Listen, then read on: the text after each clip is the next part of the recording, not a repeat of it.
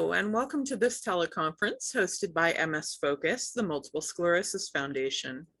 I'm your host, Casey Minnis, and I'm joined by Dr. Adnan Subei, who will be talking to us about symptom management. Dr. Adnan Subei, DO, FAAN, is a board-certified neurologist and neuroimmunologist who specializes in the treatment and management of various demyelinating and autoimmune diseases of the central nervous system. He earned his doctorate in osteopathic medicine at Lake Erie College of Osteopathic Medicine in Pennsylvania. He completed neurology residency at Michigan State University, as well as fellowships in neuro-ophthalmology and neuroimmunology. Dr. Subei served as the founding medical director of the multiple sclerosis program at Memorial Healthcare System in Hollywood, Florida, and the founding program director for the neurology residency. Dr. Subei has been a member of the National MS Society's Medical Advisory Committee since 2020 and a fellow of the American Academy of Neurology. He has achieved numerous awards, including the 2022 Program Director Excellence Award by Memorial Healthcare System and the 2023 A.B. Baker Teacher Recognition Award by the American Academy of Neurology. In July of this year, Dr. Subei relocated to Texas and joined Neurology Consultants of Dallas as an MS expert. Dr. Subei, thank you for being with us, and I'll turn it over to you. Thank you, Casey, and I really appreciate the invitation and allowing me to speak to this group. So today we're going to be talking about symptom management in MS. And this is a topic that's dear to my heart because it's what our patients struggle on a day-to-day basis. And we often feel like we need to help them improve their daily lives. And so I'm happy to discuss with you this important topic. And I have no disclosures relevant to this discussion. So MS, as we know, is an autoimmune disorder that affects the central nervous system, which includes the brain and the spinal cord. And typically it's characterized by lesions, which we see in various parts of the brain and in various parts of the spinal cord. And so my first objective for this evening is to discuss the typical disease course for MS patients. So we'll touch a little bit on the pathophysiology and go over the timeline of what MS patients go through. And if we were to zoom in on one of those lesions within the brain or the spinal cord, we would see various inflammatory cells that are in there that are not supposed to be there. These cells have come from the periphery, from the blood system, and they have entered the central nervous system because of a breakdown in the blood-brain barrier. And those inflammatory cells are the ones that are causing that destruction of myelin, or what we call demyelination. They also destroy axons, and they also destroy oligodendrocytes, which are the supportive cells for the neurons. And so most patients, and I'm going to emphasize the word most, go through a typical course of what we call relapsing remitting. And this yellow line is supposed to highlight that fluctuation in disease activity where a patient would go through an attack and then it goes away, and then another attack and then it goes away, so on and so forth. This blue line represents the clinical threshold at which we would detect an attack. And so once an inflammation causing an attack is severe enough to pass that threshold, so then it would be visible to a patient and the patient would notice the symptoms. And sometimes there is still inflammation, but it's subclinical and the patient would not know that it's happening. So this first point of symptoms is what we call clinically isolated syndrome, is when the first attack happens. And with subsequent attacks, we call this relapsing remitting. And then at some point, patients don't have relapses as often as they do, and they transition over into a progressive stage. That's not necessarily to say that progressive MS is different from relapsing MS, but there's sort of an overlap between these, and it's just the presentation varies from patient to patient, but it's all part of one disease. And we now know that progression starts way early in the disease course and it's happening ongoing, even when we don't know that it's actually happening. If we were to judge this period before the first clinical attack, that's what we call radiologically isolated syndrome, because if we were to scan patients' brains, we would see evidence of attacks and lesions, although the patients did not yet have any symptoms. And the inflammatory part of this disease is mostly in the beginning stage. And then afterwards, we get into a degenerative phase of the disease. And why is it important to understand this is because our window for treatment is really in the beginning stage of disease. And this is where we can make the biggest impact into changing the course of MS with most patients. And so, before we go on to talking about symptoms and management, we got to understand what the treatment approach to MS is, because we have to separate why we're taking medications for these different reasons. And so we can put them into three big categories. And so it would be acute treatment, the chronic treatment, and then the symptomatic treatment. And so again, going back to a timeline of MS patients, and so if someone were to have a relapse or an attack, they would be treated with, for example, IV steroids or plasma exchange or IVIG. And so this would constitute treating a relapse. And then at some point, a patient is started on a disease modifying therapy. And this is typically something that the patient would be on for many years. And then we would also add symptomatic therapy. And so this would be a medication that's treating symptoms. So notice here how I separated the disease modifying therapy from the symptomatic therapy. And that's because disease modifying therapies don't treat symptoms. And so when we put someone on a DMT, we're not looking for an improvement or a change in symptoms. And so not improvement, not worsening, but rather, there are other medications that treat symptoms that don't treat MS, and MS treatments don't treat symptoms. Now, throughout the course of a patient may develop multiple relapses in which they get treatments for. They will be on a single disease modifying therapy throughout their course. Now, we may change that therapy, but they're only on one. And then finally, with regards to the symptomatic therapies, patients may be on multiple symptomatic therapies, either at the same time or at different time points. And so now that we've given this introduction, let's dig deeper into symptomatic treatment and management. And there are many symptoms of MS. If you were to go on Google, because I know everyone likes to go on Google and look for symptoms of MS, you're going to see many, many symptoms. And some of them are common in MS and some of them are not. Fatigue is actually the most common MS symptom. But patients can also develop numbness or tingling, weakness, dizziness or vertigo, double vision, vision loss, sexual dysfunction, pain, emotional problems, walking problems, spasticity, which is tightness in the muscles, bladder dysfunction, bowel dysfunction, or memory and cognitive changes in depression. Some less common symptoms of MS include problems with speech or articulation, tremors or shaking in the hands or torso or head, uh, difficulty with breathing, headaches, difficulty swallowing, seizures, itching, hearing loss. Those are less common symptoms, and usually we try to look for other reasons when patients develop these symptoms. So the symptoms that I'm going to be focusing on tonight are going to be about if in broad sense, these are what we call invisible symptoms of MS. These are symptoms that patients often feel, but other people around them, like friends and family and coworkers, won't necessarily notice. And we'll start with mood and cognitive impairment. Then we'll go over sleep.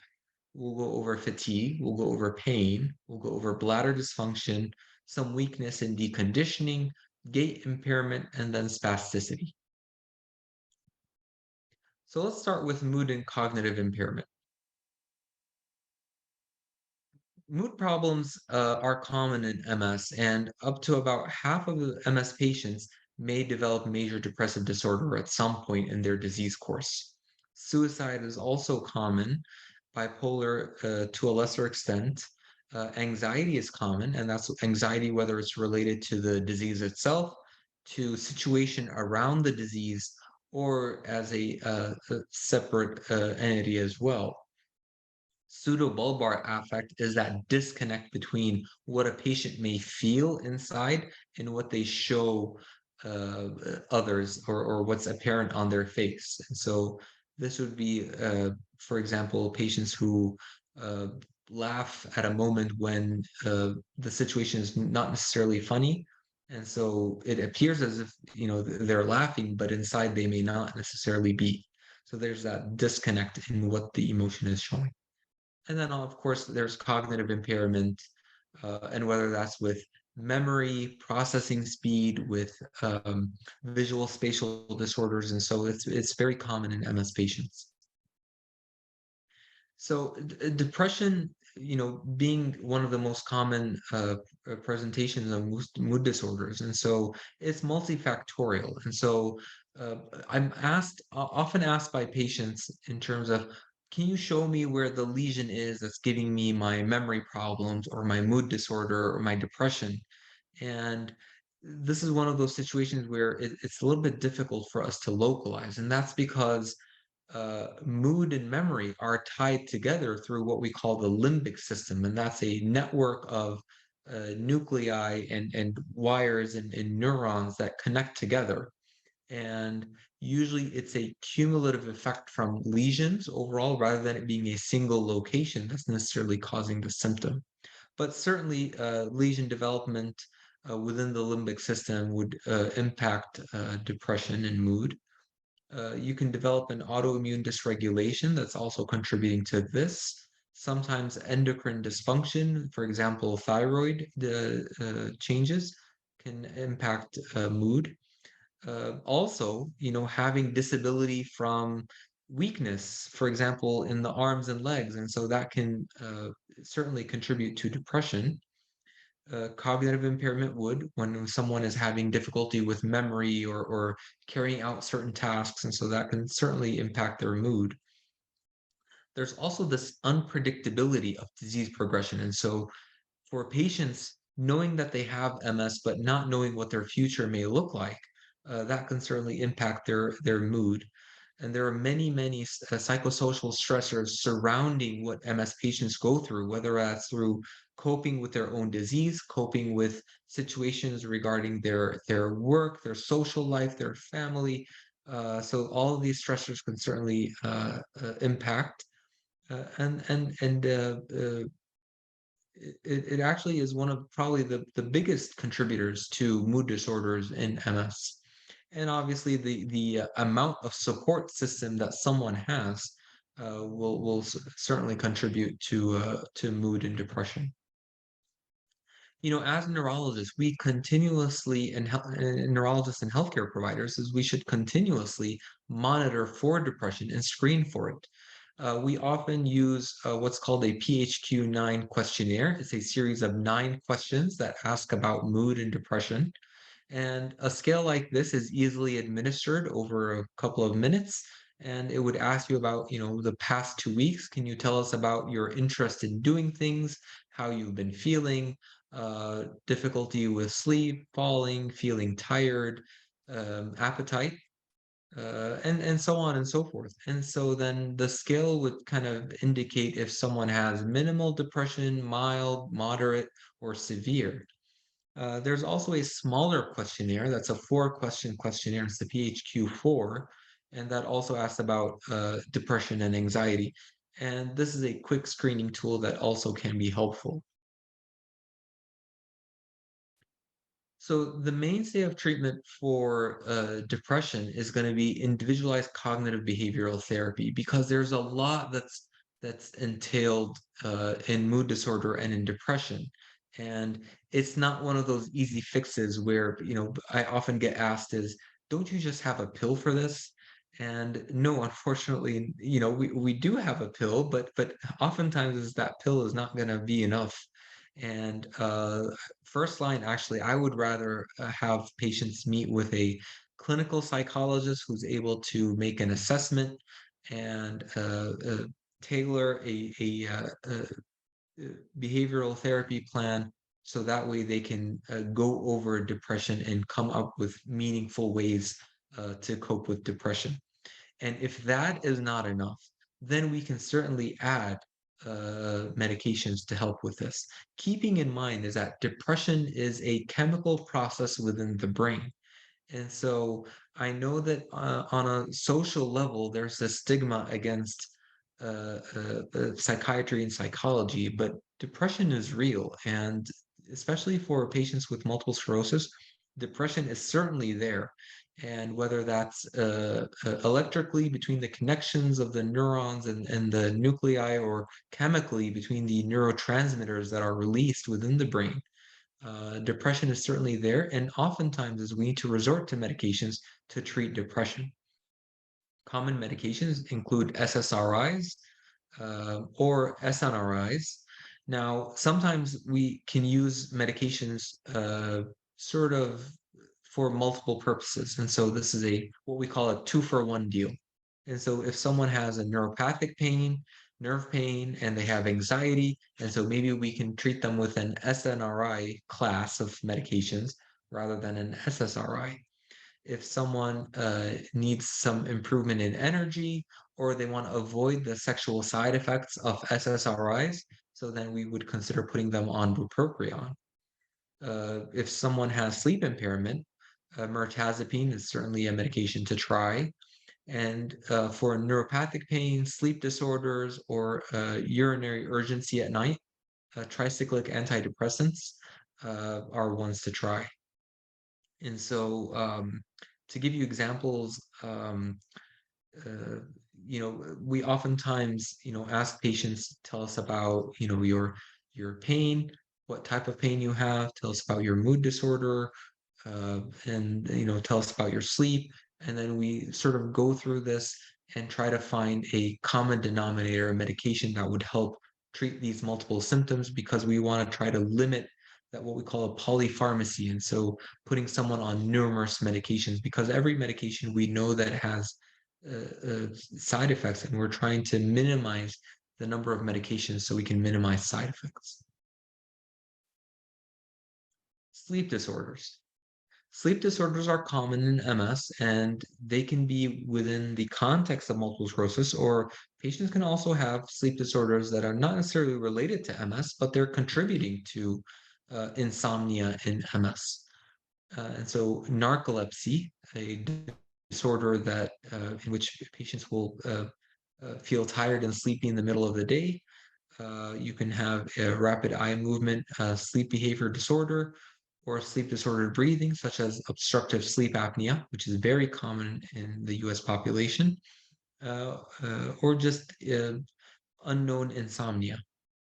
And some other factors for insomnia include muscle spasms, pain, periodic limb movement disorder, in which patients would develop these abnormal movements in the middle of the night, restless leg syndrome, uh, nocturia, going to urinary urgency at night, or it could be medication side effects that can cause insomnia, or depression that can also contribute to insomnia, or we mentioned sleep apnea. And so whenever we discuss sleep with patients, is we want to go over are some of the reasons as to why you can't sleep. And I'll often jot down the time in the evening when a patient would lay in bed, and then I mark down the time that the patient thinks they went to sleep, and then the time when they wake up in the middle of the night, and the time they wake up for them to start the day. And one of the most important questions to ask is when you wake up in the morning from sleep, how refreshed do you feel? And that's a good indicator as to whether someone is sleeping well through the night or not. And if a patient says that, oh, I feel refreshed and okay, and then my sleep problems will happen later on. So that's different when someone says that I wake up and I'm still very tired. And that usually indicates that this person has a sleep disorder because they did not sleep well. And sometimes you can have patients with fragmented sleep, in which you calculate the total amount of time that they're sleeping, and they're sleeping about 8 hours a day within a 24-hour period, but it's fragmented. So there's 4 hours here, 4 hours there, and then an interruption in another 2 hours. But when you sum up all the time that they're sleeping, and so that would be with what we call a circadian rhythm or sleep cycle disorder. And so we often refer patients to sleep specialists for them to analyze their sleep, to do a polysomnogram, which is a sleep study. Some sleep studies are home sleep studies. Some of them are done in a sleep lab. So what I'm showing you here in the picture is an example of our sleep lab in the office. And we try to make it just look just like a bedroom and simulate what a bedroom would look like. So that way it's not as artificial.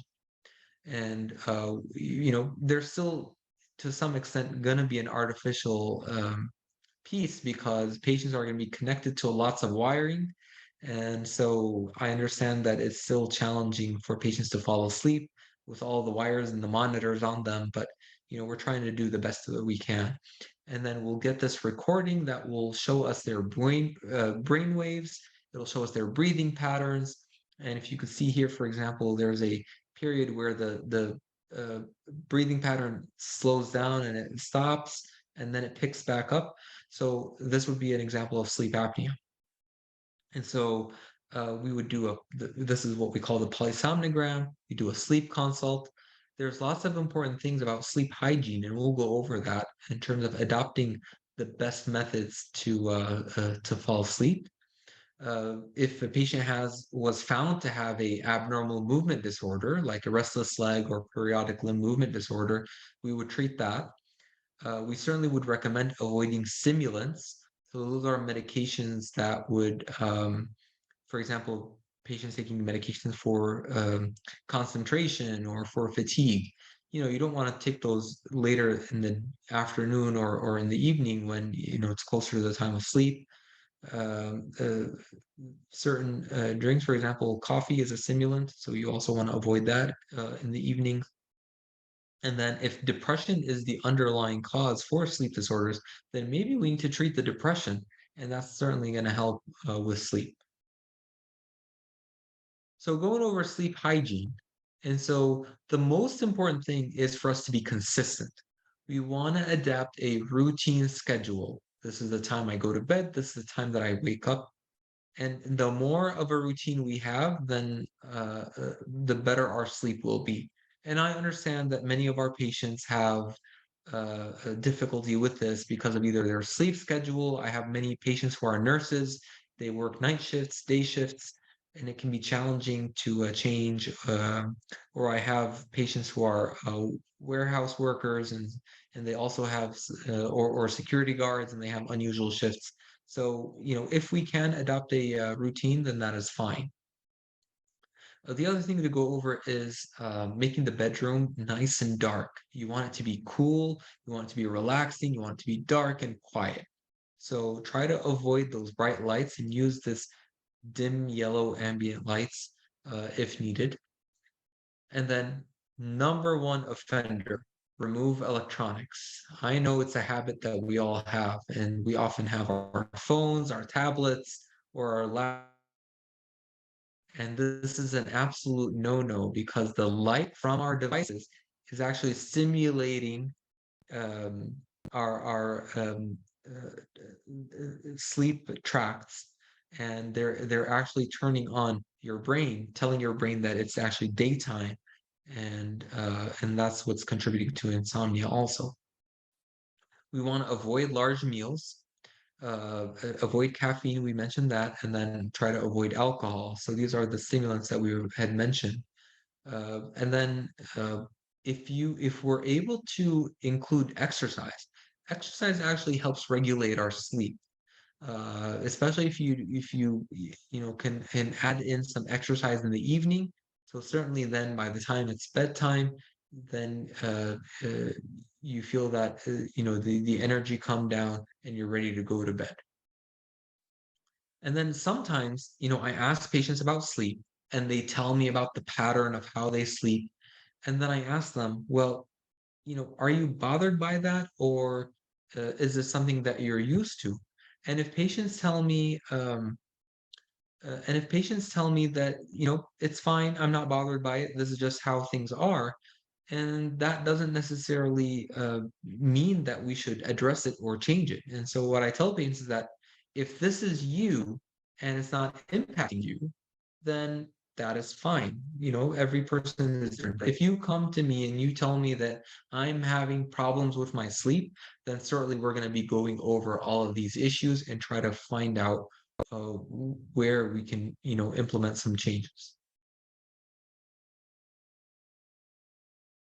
And believe it or not, I actually looked this up.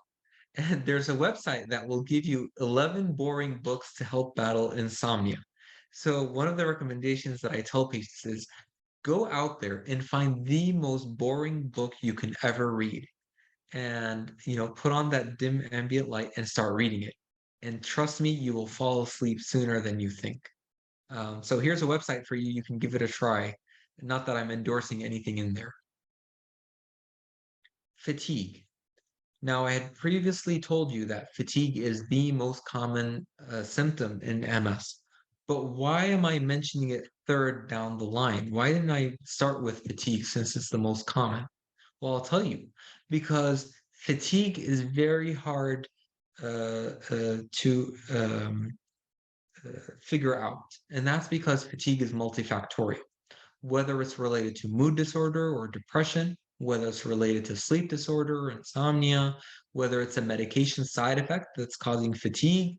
Lots of our medications that we use for pain, they can also cause fatigue, whether it's deconditioning from lack of movement, lack of exercise, that can contribute to fatigue, whether it's from chronic stressors, whether that's uh, uh, social stressors, physical stressors, mental stressors, or other comorbidities. And so it doesn't necessarily always have to be MS. If someone has hypertension that's uncontrolled or diabetes that's uncontrolled, they can certainly develop fatigue, and it can add on top of the fatigue that's related to MS.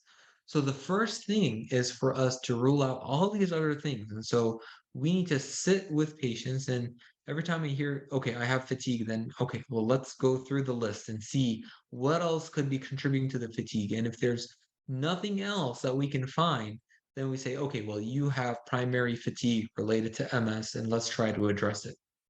And some of the things that we also try to do is looking for infections or metabolic changes that could be explaining fatigue.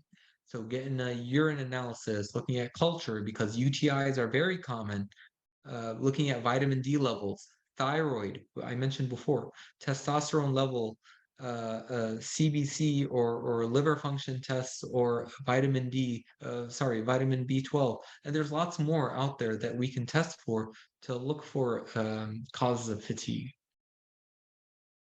Now, again, we always want to try to treat things holistically without resorting to medications first. And so going over non-pharmacological treatments, first thing is exercise. And I strongly believe in aerobics, aerobic exercise, yoga, aquatic therapy. Those are all good things for fatigue. And when I mention aquatic therapy, make sure that it's a cold pool water that you're using, not the warm water or hot water, because I know that some facilities have warm water. There's psychoeducation, behavioral programs that patients can enroll in. These are ways that talk about mindfulness, to another way to sort of cope with fatigue and deal with it, or energy conservation strategies, meaning that, okay, well, I know that I have this amount of stamina that I can go through in a day. And so let me try to strategize so that I'm not using all my stamina immediately, and maybe I can save some of it to the time when I need it the most. So that's what I mean by this. And then also, if patients have problems with their gait, with their walking, or they overheat, which is another common symptom in MS.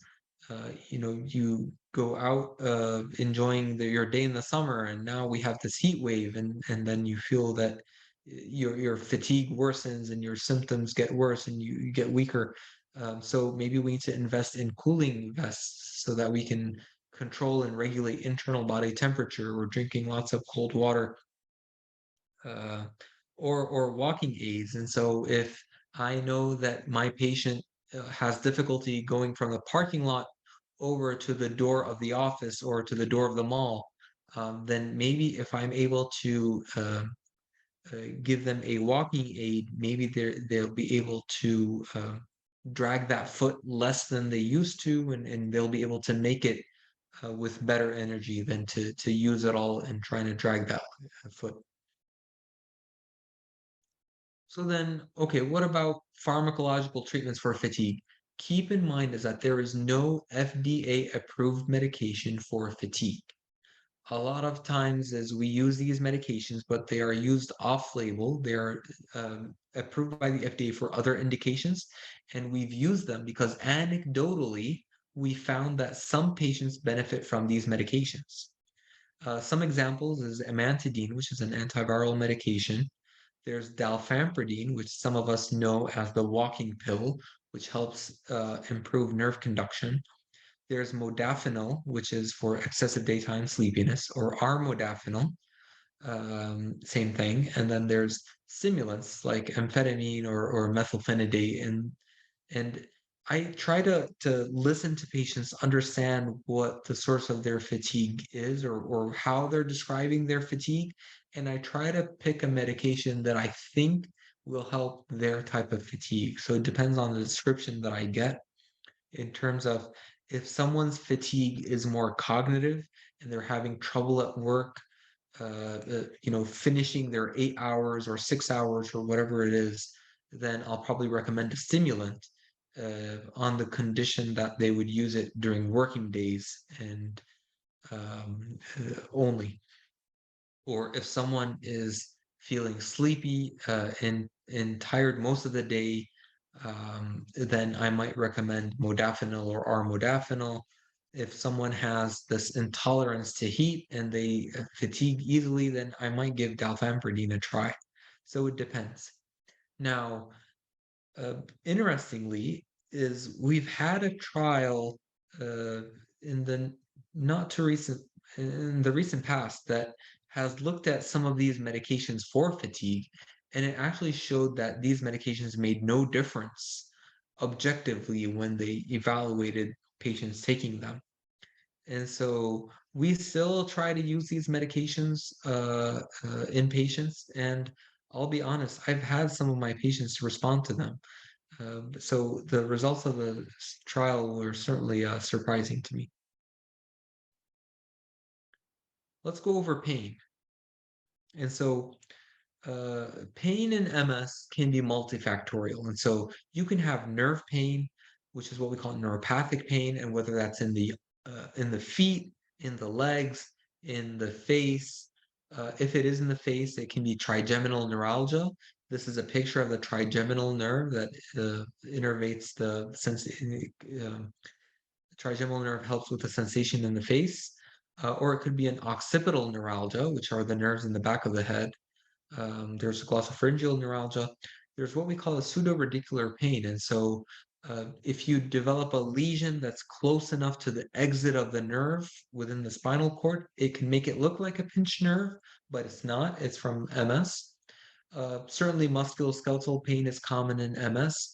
There's visceral pain, which is pain related to organs. Those are the patients who develop abdominal pains that are unexplainable. There's headache and migraine, which is common outside of MS. So why shouldn't it be common in MS also?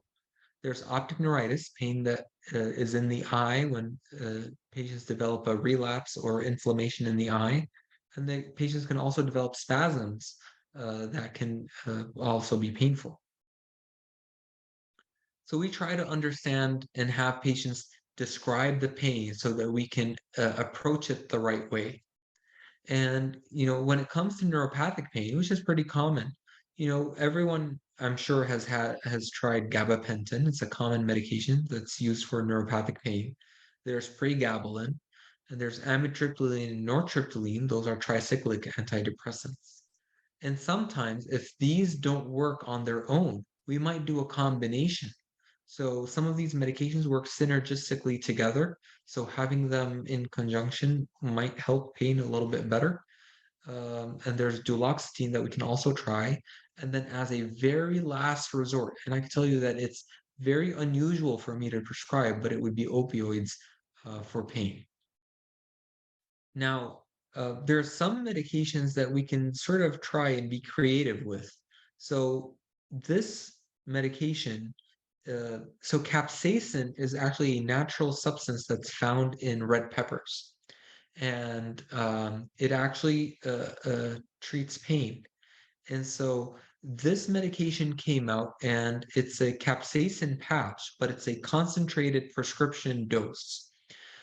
Unfortunately, the FDA has approved it for diabetic neuropathy. And so in our patients who have MS and also have diabetes, we might be able to get them approved to try these capsaicin patches. And it would be wrapped around. So this is applied by the healthcare provider. And there's a certain time that it has to be applied and it kept on and then removed. So there's a process to it. But this one is worth trying. There's also an extended release gabapentin that could also be tried. There's also there's over-the-counter capsaicin patches, and so those are nowhere near the same concentration as the prescription one, but also worth trying. And so I would recommend searching for capsaicin, and it can come in a cream, an ointment, or a patch. And applying that to the extremities will sometimes also help in addition to these medications. Musculoskeletal pain is also common, and part of us understanding the type of pain that someone has is having them describe it. And if the pain sounds like it's coming from tissues, ligaments, muscles, or bone, then my recommendation is probably going to be a little bit different.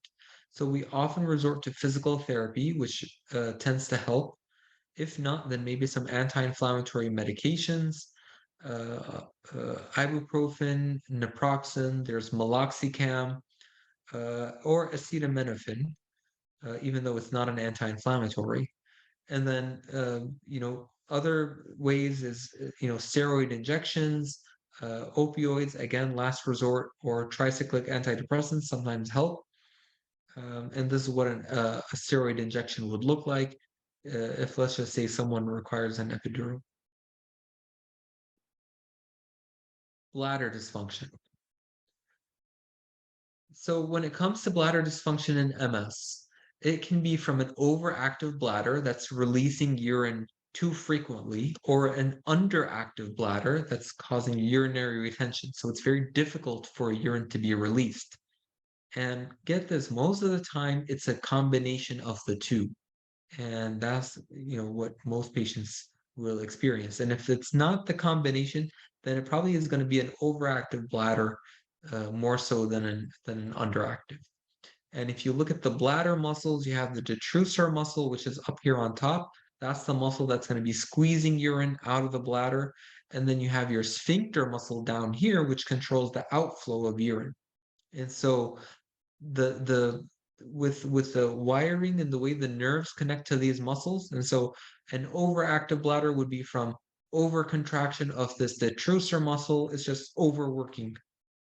And then an underactive bladder or retention could be from a tight spastic sphincter muscle that's not relaxing and it's not releasing urine. So the first thing to do when someone tells us that they have urinary problems is for us to get more history, understand what symptoms they have, and then measure, have them, so they go to the bathroom, they empty out their bladder, and then we measure it with an ultrasound and we see how much urine is left in the bladder. And if there's about 100 milliliters or 150 milliliters that are left in the bladder, then this is what we call urinary retention. If someone is emptying out their bladder completely, then there's no retention, but maybe they have an overactive bladder. We also need to do a urinalysis and culture to make sure that they don't have a UTI, because that can certainly exacerbate any underlying bladder dysfunction. And then again, we want to try to manage symptoms conservatively before we jump to medications. And so this would be things like, along the lines of behavior modification. So fluid titration, making sure that a patient is not drinking more than 4 to 6 ounces every hour or so. No need to fill up that bladder so quickly. Or if someone is drinking bladder irritants, maybe we need to cut down on those, like alcohol, caffeine. I know some of my patients had, 3 to 4 cups of coffee a day, citrus drinks, artificial sweeteners. Those can contribute to an overactive bladder. It might be a good idea to cut off fluids 2 to 3 hours before going to bedtime, and that's to limit some of those trips to the bathroom, changing the medication timing. And so if someone has hypertension and they're on a water pill that they take, then maybe you don't need to take that water pill right before you go to bed, because otherwise you're going to go to the bathroom in the middle of the night. This is sometimes under emphasized by doctors, is that scheduled voiding helps. Why not, if you're able to train yourself to sleep at a certain time, if you're able to train your muscles to work in such a way, then why don't you train your bladder muscle to void at certain times? And so this is where you can schedule your voids. And so at certain time of the day, in the morning or in the evening or midday, is you can make a routine habit of going to the bathroom, and that scheduled voiding will actually help train your bladder to go at certain times. There's also bladder retraining that can be done, and certain exercises. So Kegel exercises, those are commonly done to strengthen the muscles of the pelvic floor, and that's going to help with urge incontinence, which can also contribute to urinary problems in MS. And so, if you were to search the web for Kegel exercises or YouTube videos, and you can certainly find those and learn how to do them. There's also Kegel exercises for men that men can do to help train their pelvic muscles as well. So if behavior modification doesn't help, then we do have medications that can help, and most of our medications are good for an overactive bladder, and we have multiple that we can try. Uh, uh, so the one that I tend to find most beneficial would be is mirabegron.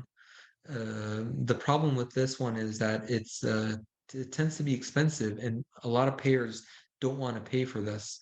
So we might try the other ones, and then as a second line, then we might try for mirabegron, and it is expensive. It's hard to have patients pay out of pocket for it. There are medications for urinary retention. Now, there's debate as to whether these actually help with your retention or not, but they're worth a try. And I actually have had patients who say that they're able to release urine easier when they're on these medications. Those are medications that we typically see in men who have BPH, benign prostate hypertrophy, and a large prostate.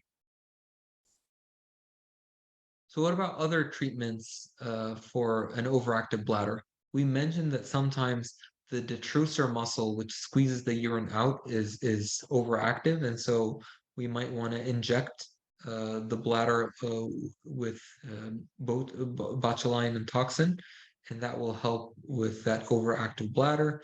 There's neuromodulation that we can do. Surgical options are last resort. There's also catheterization, whether that's intermittent or suprapubic. There are other ways, and there's another type of nerve stimulation. Weakness and deconditioning. So I tend to recommend exercises, and I mentioned these before. I really believe in cardio exercises, and the elliptical does wonders. The nice thing about the elliptical is that the feet are stationary and they're stable. The arms are stationary and they're holding on and they're stable. So then there is no major concern for falls and injury, unlike a treadmill, for example, or a spinning bike. So this is a good option for many patients, and it gets their arms and legs going, and it's a good cardio exercise. yoga, and certainly there's yoga for MS patients. We'll go over some, and then weight bearing exercises, and it doesn't have to be a whole lot. We're talking about 1 to 2 pounds, depending on the patient's ability. They can use those and help with strengthening their muscles. And so these are positions for MS patients that are safe and there's no major risk for falls. So whether that's the cat cow pose, the child's pose, downward facing dog, the warrior, the legs up pose, and then there's the corpse pose. Those are all good positions for yoga. And there's actually books about yoga that you can look up and invest in if you're interested in. Walking problems or gait impairment, it could be multifactorial, whether that's from weakness in the arms or legs, whether it's from sensation problems, arm weakness, vision. If someone has decreased vision, then they're going to have problems walking. If someone has cognitive problems with memory processing, fatigue, or of even non-MS reasons, so have arthritis or someone has back pain, then that can certainly contribute to walking problems. So physical therapy is very important. Number one is stretching. Stretching helps with muscles, improving the range of motion. And so if someone is only able to get their leg up to a certain degree, whether it's because of pain, tightness, or weakness, then maybe we need to improve the range of motion. Strengthening, we mentioned that, or task-specific therapies that we can do. We need to evaluate patients for an assist device.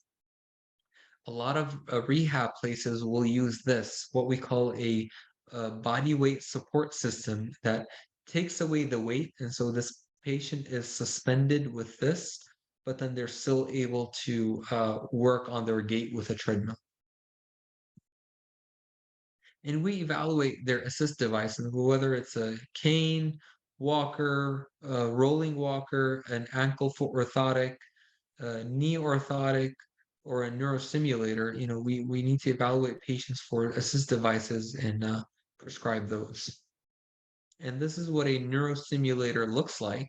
So this is a device that's wrapped around the calf, and it'll stimulate the nerve to pick up the ankle when someone is walking, because the nerve running down the leg is typically normal and intact, but it's the brain and the spinal cord that are not able to send the signal down. And then we need to evaluate patients for wheelchairs and power chairs. And depending on their mobility needs, we'll make some recommendations and we'll work together with therapists to get them the device that they need. I mentioned dalfampridine as the walking pill. It used to be a compounded medication called 4-aminopyridine, and it works on improving the conduction of the nerves. Now, well, that sounds great. It actually sounds a little bit better than what it is. Maybe the response rate in my patients is about 50-50. Some patients say that it helps, some patients say that it doesn't. We just need to watch out for seizure and make sure that their kidney function is okay. Spasticity or muscle tightness is pretty common in MS, especially in advanced MS. 2/3 of patients have spasticity, and it can come either in the form of short spasms or in a prolonged spasm. And so why do we need to address this? Maybe because there's painful and we need to relieve pain. Maybe it's because patient has a poor posture as a result of spasticity. So we need to get them an orthotic and we can't get it in. So then we need to address the spasticity. Maybe it's to improve a patient's function or ease of care. For example, putting shirts on, getting dressed, or getting in and out of cars, or patients being able to clean patients. If someone is spastic and we want to try to clean, around their legs or something, and their legs are tight, then that could limit, hygiene. And we also want to try to prevent contractures and ulcers from developing, which can be the result of long-term spasticity. So stretching is one of the most important things that someone can do for spasticity. I usually tell patients is you want to adopt a routine, morning, evening, to help loosen up those muscles. We mentioned orthotics, serial casting sometimes is done if needed. Um, Medications, there are pills that can help improve the spasticity. There are injections that we can do, like botulinum toxin or phenols. And then there's intrathecal baclofen, which I'll mention, and then as a last resort, surgery. So here are some medications that we can use for spasticity. Baclofen is pretty common, tizanidine. There's benzodiazepines like diazepam that we can use. Gabapentin is a commonly used medication. Dantrolene, I've had a couple of patients on it. Levetiracetam, I've actually not used it so much for spasms. And then clonidine and cyproheptadine are other ones to try. Intrathecal baclofen. So if patients are needing large doses of oral baclofen to treat their spasticity, then maybe if we do it intrathecally and put it inside the spinal canal, we're able to give a fraction of the dose and get a better effect. And that's the advantage of intrathecal baclofen. And so it's about 1/100th or 1% of the dose of what it would be as a pill. So we typically need to do a screening. So we'll inject about 100 micrograms of baclofen into the spinal canal space. And if it decreases the tone and the patient improves, then we say, okay, that's a success. So we should implant the pump. If it doesn't make a difference, then it's not a success and we should probably forego this therapy. Obviously, there's pros and cons to baclofen pump. So you want to watch out for hypotonia, which is the pump is pumping too much baclofen and someone loses tone. It can cause somnolence, even though you're giving a fraction of the baclofen that you would as pills. Dizziness, nausea, vomiting. And then you got to watch out for withdrawals. So if someone's on a pump and they run out of baclofen, they can get into some serious trouble. Um, so you want to make sure that you don't run out of either the battery, making sure that that doesn't run out, or the amount of baclofen in the pump. And then there are obviously some catheter-associated side effects that can happen. So the advantage of the pump is that it's reversible. It's you can make non-invasive doses. So once the pump is implanted, then you can just adjust the doses without needing to go back in. And you can give different doses at different times. The disadvantages would be infections, catheter issues, overdosing, or withdrawals, like we mentioned. There's botulinum toxin for spasticity, different brands, and you use an EMG machine that listens to muscles. So we would have the syringe with the the botulinum toxin, and we would inject the muscle that we want, make sure that we're in the right muscle, and then inject a little bit of the botulinum. And that improves spasticity that's concentrated on a specific body part. There's phenols. These are similar to botulinum toxin, but they're alcohols that we can inject into the muscles. And in some situations, they may last longer than what they would last if we were to do botulinum. So I kind of talked about a lot of things. So I'm going to try to wrap things up here is that, the disease course in MS is variable. And we got to listen to our patients, understand the type of symptoms that they have, and tailor our treatment to the patient. We go over all these common symptoms of MS, and we see which ones we need to address.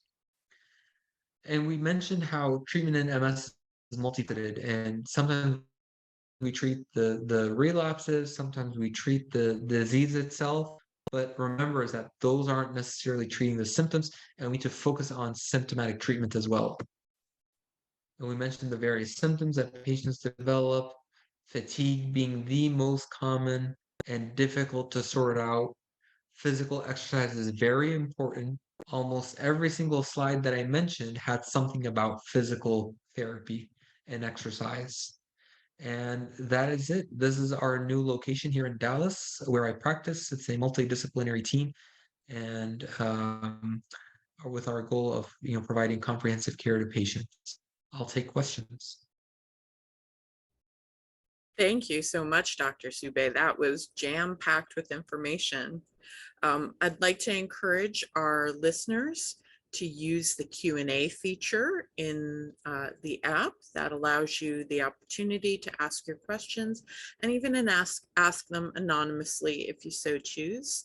You can also use the raise hand feature if you'd like to be brought online to ask your question live. Dr. Subei, I want to be mindful of your time. We are a little over time. Are you able to stay a little bit after? Do you have a time for a hard stop? Happy to take questions for a few minutes. Okay, great. All right. So our first question is from Adam, and he asked, with regard to sleep hygiene and your devices, is it okay to use them if you have a blue light filter? Uh, You know, these are some of the things that have not been fully studied and the results are variable. And so, we have the entire day for us to devote to reading. And so why do we need to do this also in bed late at night? And so I would say that if we're able to any kind of tablet use, that would be best. Okay. Our next question is from Noor, and Noor asks, how do you distinguish between MS-related symptoms and normal symptoms of life circumstances? That's a that's a golden question. Sometimes we can and sometimes we can't. Okay. This part takes a lot of back and forth between the patient and us to understand what and try to sort out if it really is MS or not. And sometimes we can and sometimes we can't. Noor also asks, what is the probability of having an MS attack while taking a medication such as Zeposia? Average, an untreated patient will develop a relapse maybe once every 3 years or so. If someone is on treatment, then it might be once every 5 or every 10 years or on, especially the higher efficacy therapies. Okay. Our next question is from Adam. He asks, can you outgrow the effectiveness of a medicine? For example, a prescription that used to work but doesn't work anymore. That can certainly happen. Our sometimes gets used to certain levels of medications, uh, or the condition may change, and so maybe if pain was a certain way, and then at some point it changed. But what I would say is that sometimes it's good to give breaks. So we tell patients to stop the medication, save off for a while, and then reintroduce it again later on. And then we might get some results that we didn't before.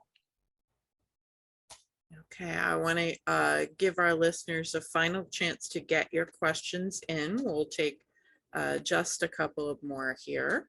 But our next one is from Noor, who asks, how would you suggest to manage symptoms from an attack on the speech center? So, working closely with speech therapy is important. They tend to help with ways of coping with speech, and from the movement of the mouth or whether it's from processing of the brain. So the speech therapist and the neurologist work together to figure that out.